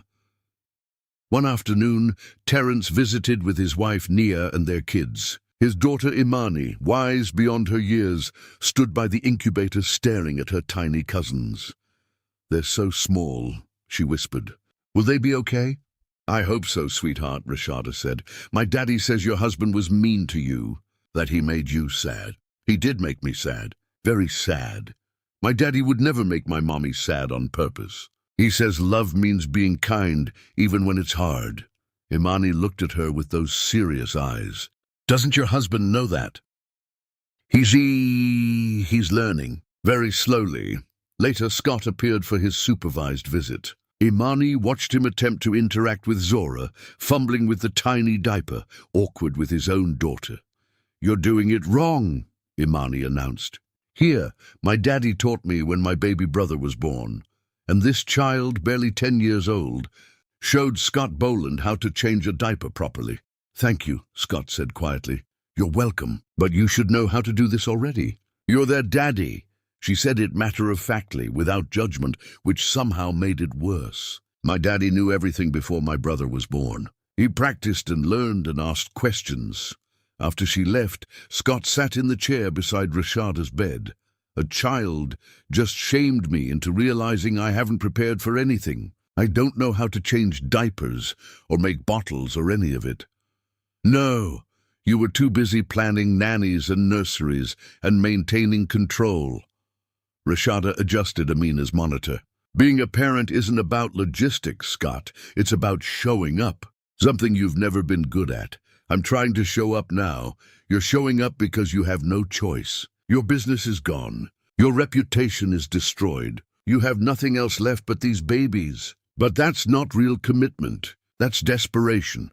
Dr. Hassan El Amin visited regularly, bringing Rashada medical journals to read, updates from the hospital, conversation about anything other than her shattered life. His presence was comfort without expectation, support without demands. Scott noticed. He's a friend. A real one. Someone who supported me without asking for anything in return. Rashada met his eyes. Novel concept, I know. The weeks blurred together. Zora reached 4 pounds and graduated from the ventilator. Amina struggled more, her lungs stubborn, but slowly, painfully she improved. One evening, Scott appeared outside, visiting hours. I met with a therapist today. First session. She specializes in people who've destroyed their marriages through control and abuse. She asked me to describe you, to tell her who you are beyond my wife. His voice cracked. After an hour, I'd barely said anything. Your profession, where you're from, basic facts, but who you are, what you love, what makes you laugh. I couldn't answer. Rashada said nothing. We've been married 5 years, and I don't know you. I never tried to know you. You were just a role to fill, a function to perform. Tears streamed down his face. I married a position, not a person, and now I've lost both. Yes, you have. Because earning those answers requires time and trust and effort. And you don't get shortcuts just because you finally realized what you lost. Rashada looked at her sleeping daughters. If you want to know me, you'll have to do what you should have done years ago. Pay attention, listen, actually see me. Scott attended parenting classes, learned to change diapers, mix formula, read baby cues. He showed up for every allowed visit and followed every rule without complaint. Rashada watched his transformation with wary skepticism. The babies turned 2 months old, corrected age, still tiny but growing. The doctors started talking about discharge within weeks if they continued improving. I can't go back to that penthouse, she told Amara. I can't live with him. Then, don't. You and the babies can stay with Terence and Nia. They've already offered. Rashada made her decision. She'd move in with her brother's family. Scott could have visitation, could be part of the girls' lives, but the marriage was over in every way that mattered. When she told him, he didn't fight. I understand. I'll support whatever you need for the girls. 3 months after their traumatic birth, Zora and Amina came home to Terence and Nia's warm, chaotic house full of cousins and laughter and love. Scott had sold the penthouse, moved to a modest apartment. He visited every weekend, supervised at first, then gradually unsupervised, as he proved he could be trusted. One evening, Rashada sat in the nursery watching Hassan read to the twins. He'd stop by after his shift, bringing dinner and conversation, and that steady support she'd come to depend on. Zora smiled at him, her first real smile, bright and beautiful. She smiled. Hassan's joy was infectious. Did you see that? She smiled. Scott arrived for his visit and saw through the doorway, Hassan holding Amina, Rashada laughing, the babies happy and engaged with this man who wasn't their father. The jealousy that crossed his face was raw and ugly, but then he caught himself, breathed deeply, and knocked. Scott entered and the atmosphere shifted. Hassan set Amina down gently and left. Scott sat in the chair and reached for Zora. She fussed, unfamiliar with him, reaching instead for Rashada. She doesn't know me, Scott said quietly. My own daughter doesn't know me. Then visit more. Be consistent. Babies need time. I know. And I'll regret it for the rest of my life. He finally got Zora to settle in his arms. But I'm trying. I'm going to keep trying, even if it takes forever, even if you never forgive me. I'll keep showing up. Rashada watched him hold their daughter with awkward tenderness. Watched Zora slowly relax into his chest. Good, she said quietly. Because Zora and Amina deserve a father who shows up. Whether or not I forgive you is irrelevant. Over the next months, Scott did show up. Every weekend, then twice a week, then whenever Rashada allowed. He learned their schedules, their favorite lullabies, which twin liked which stuffed animal. He wasn't perfect. He still fumbled, still made mistakes, but he kept trying. And despite everything, Rashada found herself softening slightly, not forgiving, not forgetting, just acknowledging the effort. Chapter 8. The Stranger in the Mirror. The twins turned 1 year old, corrected age, healthy and thriving against all odds. Rashada organized a small party at Terence's house, surrounded by family who'd supported her through the darkest time. Scott was invited, of course. He arrived with thoughtful gifts. Nothing excessive, just age-appropriate toys he'd clearly researched. He played with the girls, helped clean up without being asked, stayed in his lane. Amara watched him with suspicious eyes. He's different. He's trying, Rashada corrected. Different would mean the change is permanent. This could still be an act. You don't believe that? I don't know what I believe anymore. That evening, after the party ended and guests had left, Scott helped Rashada bathe the twins. It was the first time they'd done anything parental together without supervision. Zora loves the water, Scott said, laughing as their daughter splashed enthusiastically. Just like you said she would. You remembered. I've been listening. Trying to remember every detail you share. He gently washed Zora's hair while Rashada handled Amina. I know Amina needs her purple blanket to sleep. That Zora won't eat unless the room is quiet. That they both calm down when you sing that song your mother used to sing to you. My mother's been dead since I was 15. I know. You told me once, early in our marriage. I didn't pay attention then. I'm paying attention now. They got the girls dried and dressed in matching pajamas, a gift from Nia. Scott attempted to brush Zora's curly hair and got tangled. Here, Rashada said, taking the brush. You have to be gentle. Use your fingers first to detangle. Like this? Yes, exactly like that. The moment was so normal, so domestic, so achingly like what she'd wanted their marriage to be. Rashada felt tears prick her eyes. What's wrong? Scott asked, concerned. Nothing. Everything. I don't know. She finished with Zora's hair and set her down. It's just, this is what I wanted. Co-parenting, partnership, working together for them. Is it enough? For you? It has to be. Scott was quiet for a moment. The therapist asked me what I wanted, long-term, if I could have anything. What did you say? That I wanted my family back. Not the control, not the ultimatums, just this, you and me and the girls. Being a team. That ship sailed, Scott. I know. But I can still want it, still work toward being worthy of it, even if I never get it back. He left shortly after, and Rashada sat in the quiet nursery, watching her daughters sleep. Terence found her there an hour later. You okay, sis? I don't know. Scott's changing, or he's pretending really well. Either way, it's messing with my head. What does your gut say? My gut says I'm too tired to trust it. My gut got me into this mess in the first place. Your gut told you to marry a man who seemed passionate and driven. That's not wrong. He just turned out to be obsessive and controlling instead. That's on him, not you. Terence sat beside her. But I'll tell you what I see. I see a man who's lost everything and is scrambling to build something real from the ashes. Is it too late? Maybe, but at least he's trying. Trying isn't enough. No, but it's something. And those girls deserve a father who tries. That night, Rashada couldn't sleep. She pulled out her laptop and started researching co-parenting strategies, custody arrangements, how to build healthy relationships with ex-spouses. Because that's what Scott was, functionally. Her ex, the father of her children, someone she'd have to deal with for the rest of her life. A message appeared on her screen. Hassan, checking in like he often did. How was the party? Good, overwhelming, the girls loved it. And how are you? Confused. Scott's different, and I don't know if I'm seeing real change or just wishful thinking. Trust your instincts. You're one of the smartest people I know. My instincts led me to marry him in the first place. Your instincts also led you to save countless lives and survive impossible circumstances. Trust them. They messaged back and forth for an hour, and Rashada felt some of her tension ease. Hassan was safe.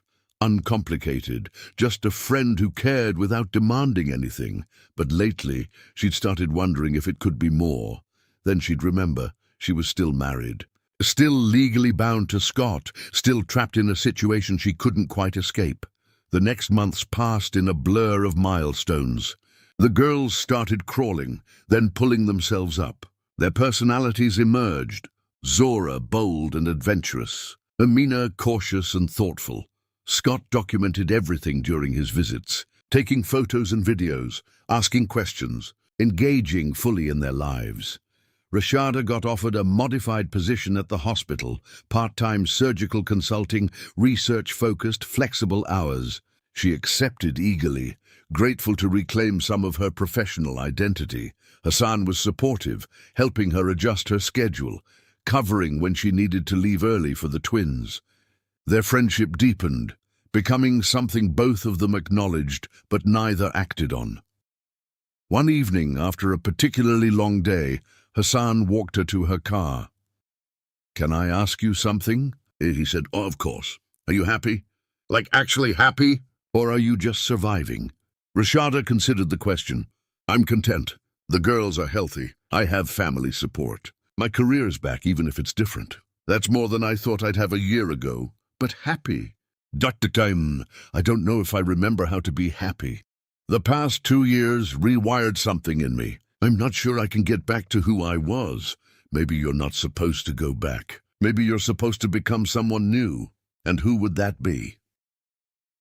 Someone who knows her worth, who doesn't settle for anything less than she deserves, who builds a life on her own terms." They stood by her car in the parking garage, and Rashada saw something in Hassan's eyes that made her breath catch. Hassan, I know. You're still married.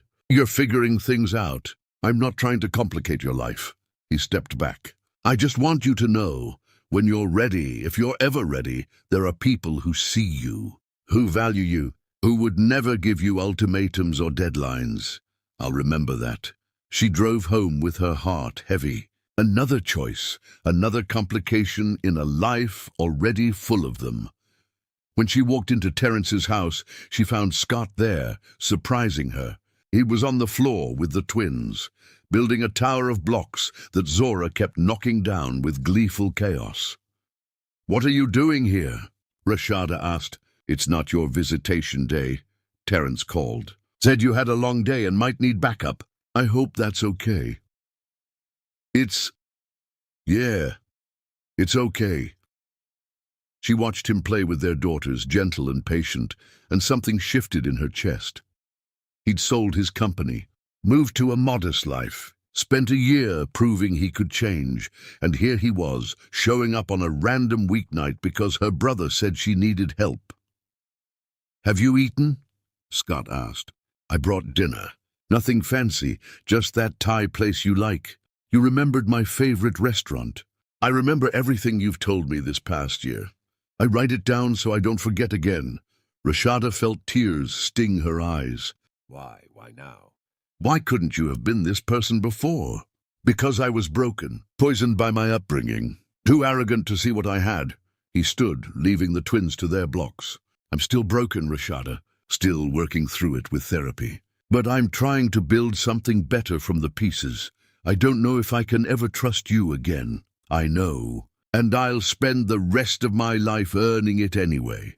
That night, after Scott left and the girls were asleep, Rashada stood in front of the bathroom mirror and stared at her reflection. Who was this woman? She'd been Dr. Rashada Williams, brilliant surgeon, then Mrs. Rashada Williams Boland, desperate wife, then traumatized mother fighting for her baby's survival. Now she was something undefined, somewhere between married and divorced. Between hating Scott and seeing his humanity, between the safety of Hassan's uncomplicated affection and the complicated history with her husband. She needed to make a choice. But which one? And how would she know if it was right? Chapter 9. The Long Road. The moment of reckoning came on a random Tuesday afternoon. Rashada was at the park with the twins when she saw Scott arrive with another man, his therapist, she realized. "I hope this is okay," Scott said, approaching cautiously. "Dr. Burke suggested I introduce him to the girls. Said it might help my progress to have him understand the stakes." "That's fine." Dr. Burke was a kind-faced older man who watched Scott. interact with Zora and Amina with professional interest. He talks about them constantly, Dr. Burke said to Rashada while Scott was pushing the girls on the swings. Every session, their milestones, their personalities, how he can be better for them. That's good. I guess, Ms. Williams, I normally don't do this, but I feel you should know. I've been treating people for 4 decades. I've seen a lot of people claim they want to change. Very few actually do the work. He paused. Scott is doing the work. Real, painful, transformative work. What are you saying?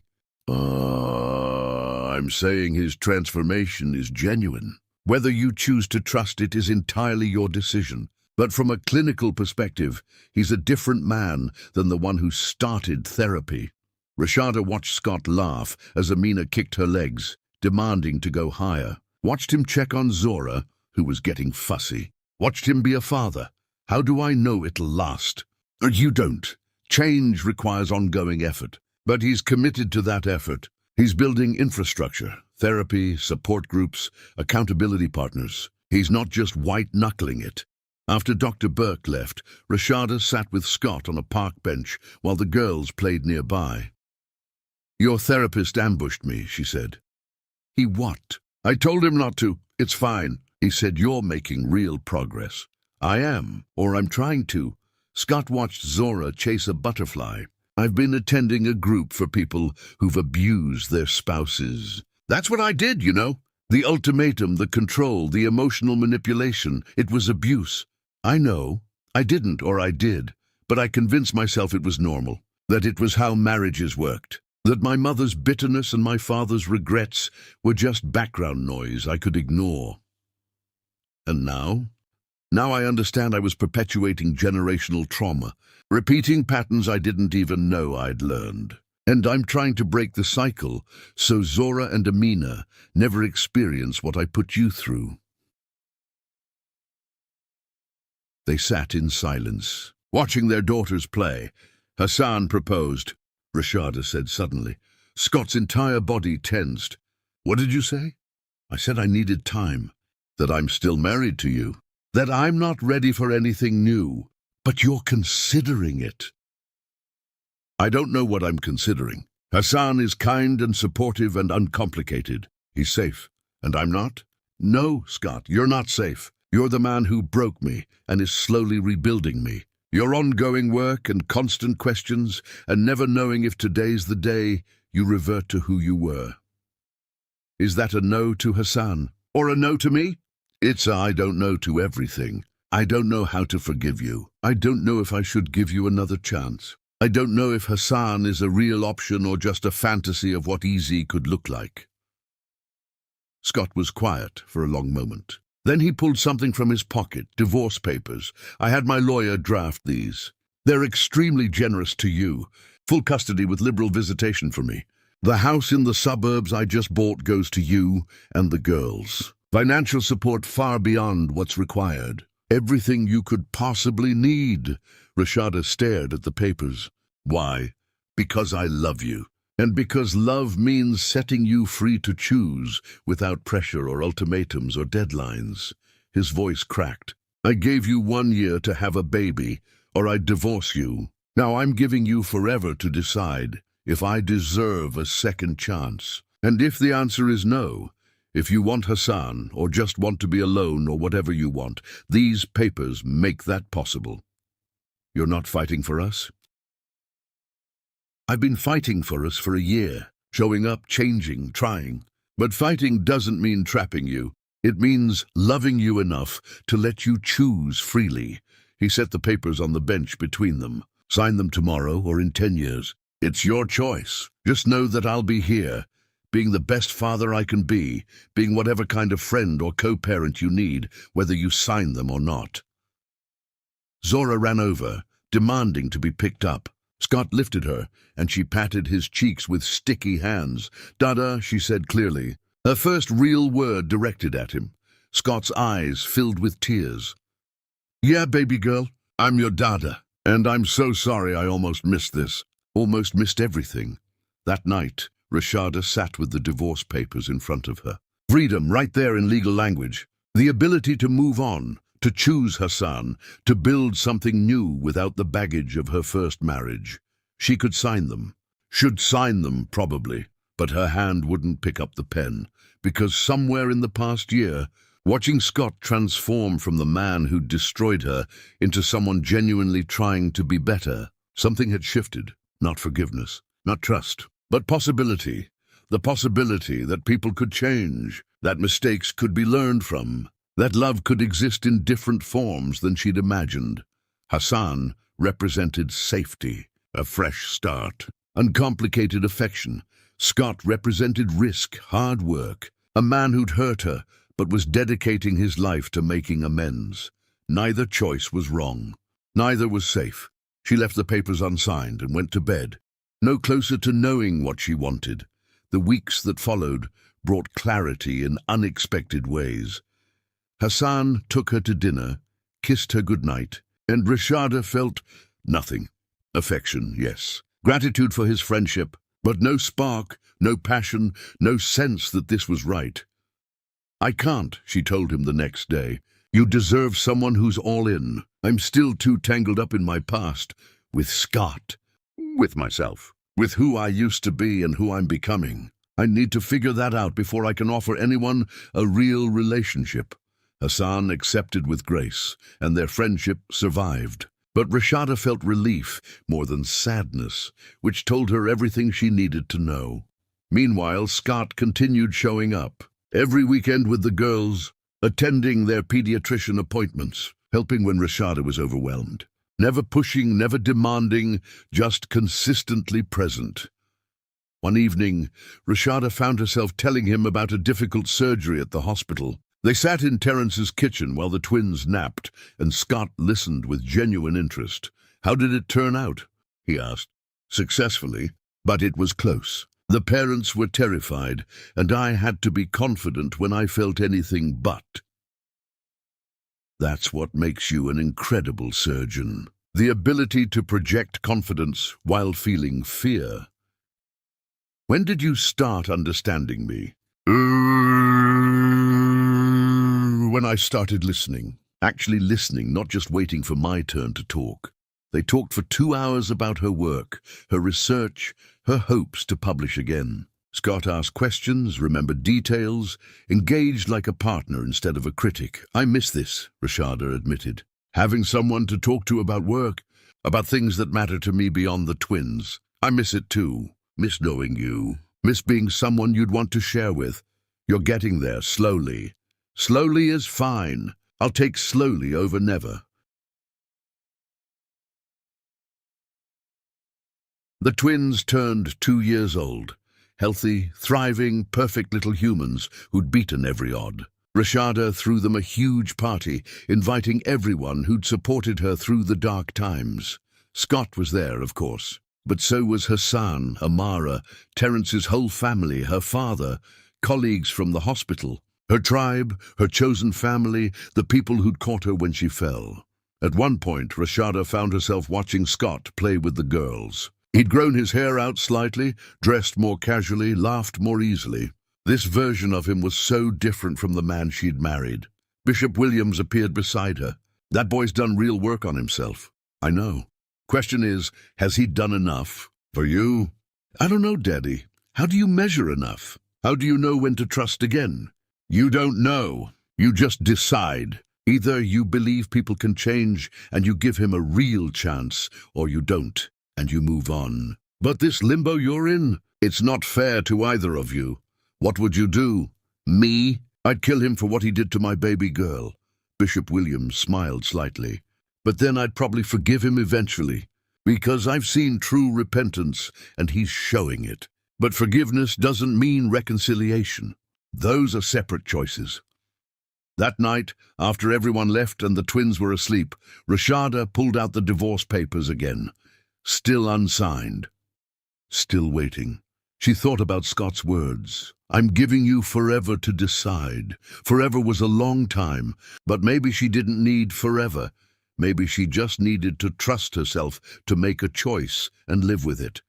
She picked up her phone and texted Scott. "Can we talk? Tomorrow, just us." His response was immediate. Anytime, anywhere, I'll be there."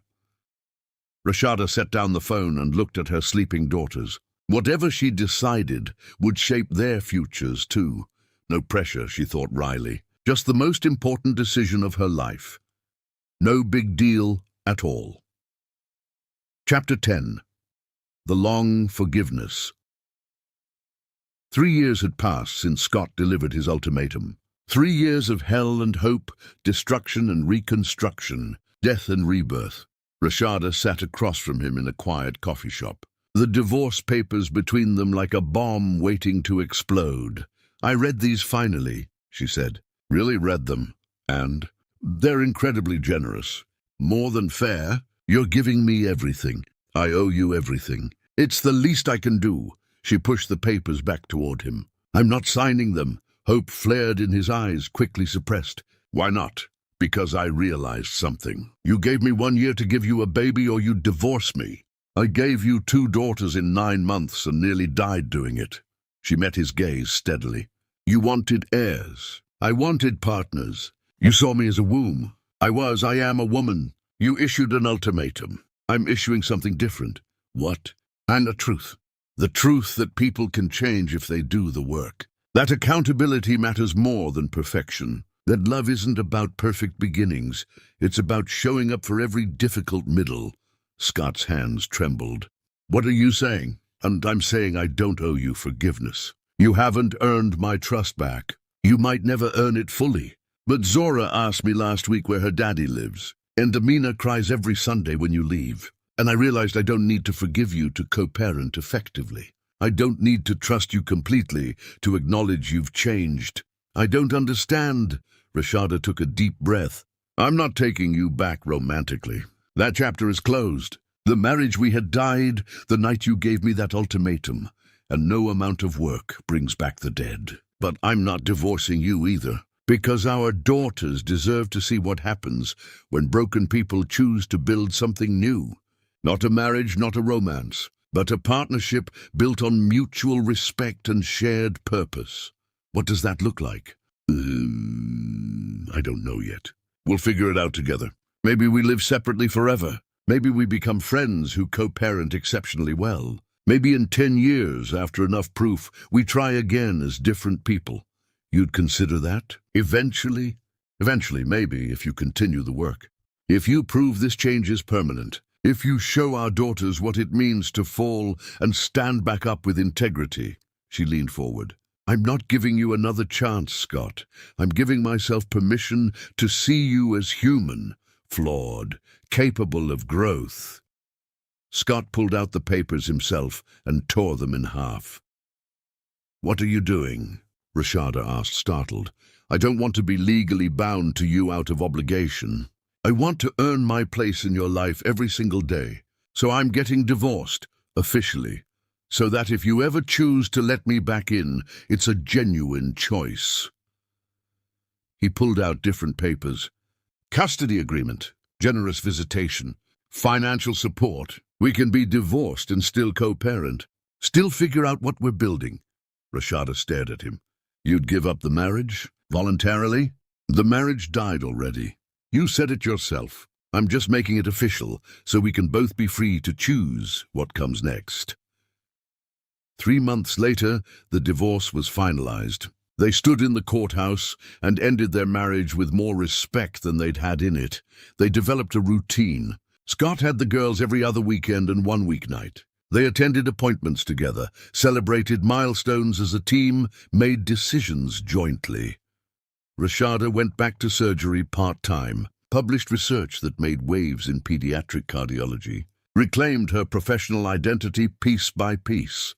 Scott rebuilt his career modestly, teaching ethics at the university. He spoke openly about his failures, about toxic patterns, helped other men recognize abusive behavior.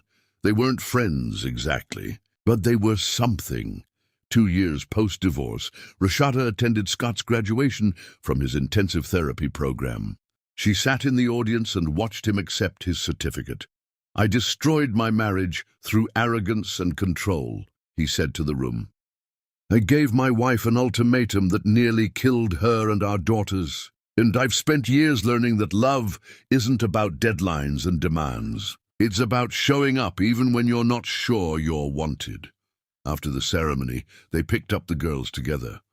In the car, Rashada said, "I'm proud of you. For the work you've done. Thank you. That means everything." At Terence's house, the girls were playing with their cousins. Zora ran up, demanding both parents pick her up simultaneously. Amina wanted to show them a picture she'd drawn. "It's our family," she announced proudly. The picture showed stick figures, 2 adults, 2 little girls, and a dog they didn't have. "Are we a family?" Scott asked quietly later, after they dropped the girls off. "We're something. A family, but not in traditional ways. Co-parents who respect each other, people working toward better. Is there room for more? Eventually? Ask me in another year. After more therapy, more proof, more time." 5 years after the ultimatum, Rashada stood in her kitchen watching Scott teach Zora and Amina how to make pancakes. He visited often now, not just for scheduled time, but casually, as a friend who'd earned his place. "Higher, Daddy," Amina demanded, wanting to flip the pancake. The pancake landed perfectly. "I did it!" Rashada's phone buzzed. "Hassan, how are you? Been thinking about you." They'd remained friends. He'd moved on, was dating someone, seemed happy. She texted back, "Good, really good. The girls are thriving." That evening, after Scott left and the girls were in bed, Rashada called him. "Hey," he answered. "Everything okay?" "Yeah, I wanted to tell you something. I'm ready to try. Not to get back together, not to jump into anything, but to see if there's something worth building from who we've become." Silence. Then, "Are you sure?" "No, but I'm sure that you've earned the chance to find out." "When can I take you to dinner? Properly, like a first date." "Next weekend. The girls will be with Terence. I'll plan something special, but not too special. Just right." They hung up, and Rashada sat under the stars, feeling terrified and hopeful in equal measure. This wasn't a fairy tale ending. There was no guarantee this would work. Scott might relapse. She might discover trust was impossible, but there was possibility.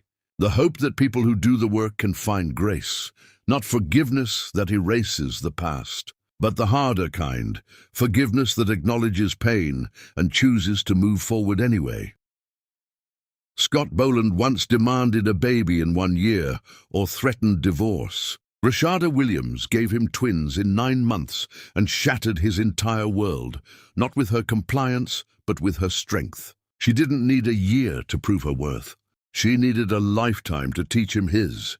And in the end, the greatest legacy wasn't the empire he'd built or the daughters she'd borne. It was the man he became and the woman who never stopped being herself, even when the world demanded otherwise. Some stories end with "I do." This one ends with "I'll try." And sometimes that's the most honest vow of all.